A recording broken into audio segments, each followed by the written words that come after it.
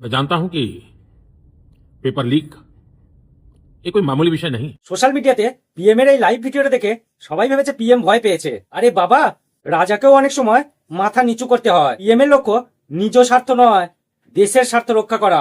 আমাদের দেশের সর্বময় কর্তা অ্যাডমিনিস্ট্রেটিভ টপ যিনি, তার এতে আমি কোনোভাবেই আমি বা আমার পরিবারের কেউ এটাকে সমর্থন করি না। এই যে জেনজি বলছে, যে জেনারেশন, সেই জেনারেশনের ভুলের জন্যই তার বাবা ক্ষমা চাইছে।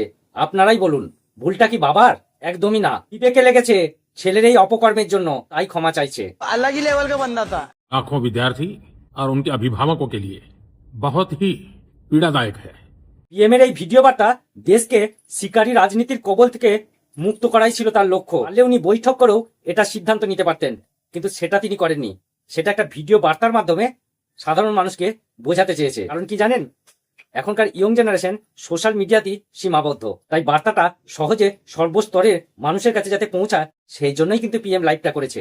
ठीक बोललाम। हमारा सबसे महत्वपूर्ण जिम्मा था कि विद्यार्थियों का एक वर्ष बर्बाद न हो। রাজা সদয় হয়েছে মানি ভেবে নিও না, গদির ভয় পেয়েছে। ছাত্র আন্দোলন সেটা ভুল ছিল না, কোথাও পিএম এর মনেতে সেটা স্ট্রাইক করেছে, আর তারই ফলস্বরূপ আজকে শিক্ষামন্ত্রী পদত্যাগ। অন্যায়কে প্রশ্রয় দেননি আমাদের পিএম। এই শিক্ষামন্ত্রী পদত্যাগ এটাই ছাত্ররা চেয়েছিল, আর সেটা মেনেও নিয়েছে। আচ্ছা, একটা কথা বলুন তো, এই ত্যাগ স্বীকার করার ক্ষমতা কটা মানুষেরই বা আছে? অভয়ার বিচার আন্দোলনের সময় কিন্তু প্রাক্তন মুখ্যমন্ত্রী পদত্যাগ করেনি। সিঙ্গুর আন্দোলনের সময়ও আর এক মুখ্যমন্ত্রী, তিনিও কিন্তু পদত্যাগ করেননি। আর যদি প্রাক্তন মুখ্যমন্ত্রী পদত্যাগ করতো, তাহলে হয়তো আজকে এই দিনটা দেখতে হতো না। অপরের দোষ দেখতে খুব ভালো লাগে। और कठोर सजा के प्रावधान के साथ का ये मुसद्दा যারা ভাবছে পিএম এর চরম পরাজয়, যারা ভাবছে পিএম এর চরম পরাজয়, দেশ ছেড়ে পালানোর এসেছে সুসময়। কিছু দল ফান পেতে বসেছিল আশায়, কিছু দল ফান পেতে বসেছিল আশায়, ছাত্র আন্দোলনের ভিড়ে সিংহাসনের নেশায়। पूरे आंदोलन को नई बहस के এই ছাত্র আন্দোলনটা ছিল নিট প্রশ্নপত্র লিক হওয়াকে কেন্দ্র করে। এটা অবশ্য আমিও সমর্থন করি না। দেশের শিক্ষা ব্যবস্থাকে যারা পঙ্গু করছে, তাদের কঠোর থেকে কঠোরতম শাস্তি হওয়া উচিত। ছাত্রদের দাবি ছিল শিক্ষামন্ত্রী পদত্যাগ, সেটা করে দিয়েছে। আর এই আন্দোলনে যেসব ছাত্ররা মারা গেছে তাদেরকে 1 কোটি টাকা করে দিতে হবে, সেটাও ঘোষণা করে দিয়েছে। জাতীয় পরীক্ষা ব্যবস্থা সংস্কার করার জন্য উচ্চ পর্যায়ে টাস্ক ফোর্স গঠন করতে হবে, সেটাও করবে। আর আন্দোলনকারী আর শিক্ষার্থীদের বিরুদ্ধে যে মামলাগুলো হয়েছে সেগুলো প্রত্যাহার করে নিতে হবে। সবেতেই রাজি হয়ে গেছে। हो गए थे। दिल्ली पुलिस ने এই যে যারা ছাত্র আন্দোলনের নামে সরকারি সম্পত্তি নষ্ট করছে, পুলিশের গায়ে হাত দিচ্ছে, তাদের বিরুদ্ধে কিন্তু গ্রেপ্তার আর তদন্তও চলছে। রাজনীতির ফাঁদে পড়ে সুষ্ঠু আন্দোলনকে হিংস্র করার ফল এবার খুব ভালো করেই ভুগতে হবে। ठीक बोले सर। একজন পিএম এর মাকে গালাগালি দেয়া, এরা ছাত্র, যাদের আভ্যন্তরীণ শিক্ষা নেই, তাদের বাহ্যিক শিক্ষা দিয়ে কি লাভ হবে? ভবিষ্যতে টাকা কামানোর জন্য? কি বলছিস তুই? দূষিত সমাজে মূল্যবোধীন ক্যাকটাসগুলোকে নির্মূল করতে এসে গেছে বিষাক্ত অ্যাটম বোমা। যারা ছাত্র আন্দোলনের নামে নোংরা রাজনীতির খেলা মেতেছে, চলো তাদের নিয়ে খেলা হবে।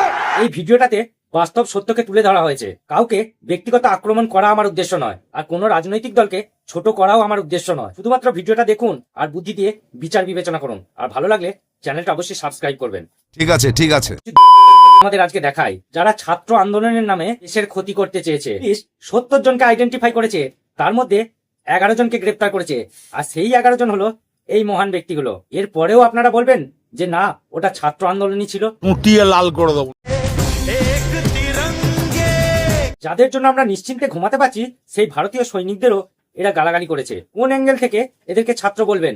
শিক্ষিত ছেলেমেয়েরা যদি অশিক্ষিতর মতো কাজ করে, তাহলে কোন জনগণ এদেরকে সাপোর্ট করবে? এই যে সিজেপি আন্দোলন করছে, এর রসদ কোথা থেকে আসছে জানেন? বেশ কিছু এনজিও এদেরকে সাহায্য করছে। এই জন্যই তো ভারতে FCRA বিলটাকে আরো কড়াকড়ি করা হচ্ছে।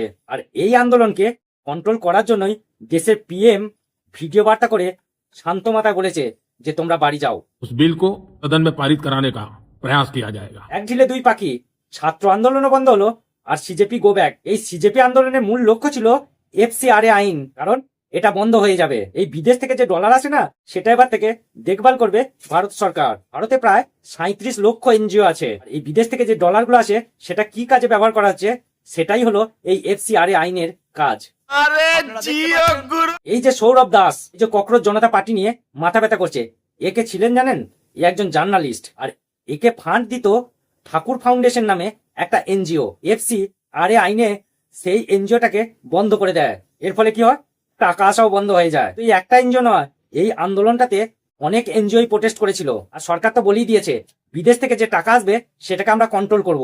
কিভাবে? সেটা 3টে রুলস এর মাধ্যমে। 1, কারা বিদেশি অনুদান নিতে পারবে, কি শর্তে নিতে পারবে। 2, বিদেশি টাকা কিভাবে নেবে এবং সরকারকে তার হিসেব দিতে হবে। 3 নম্বর, এই বিদেশি অর্থ নিয়ে ভারতের জনস্বার্থ বিরোধী কোনো কাজে লাগানো যাবে না। কিছু করার নেই, এটাই বাস্তব। বলছি একটু বুদ্ধি দিয়ে ভাবুন, ভয় পেয়ে নয়, দেশের স্বার্থে, দেশকে রক্ষা করতে পিএম ছাত্রদের দাবি মেনে নিয়েছে। সেটা কিসের মাধ্যমে? না সোশ্যাল মিডিয়ার মাধ্যমে। তাহলে বলো। তো বন্ধুরা, আজকে ভিডিওটা এখানেই শেষ করলাম। ভিডিওটা ভালো লাগলে লাইক কমেন্ট শেয়ার করো, আর হ্যাঁ, চ্যানেলটা সাবস্ক্রাইব করতে ভুলো না।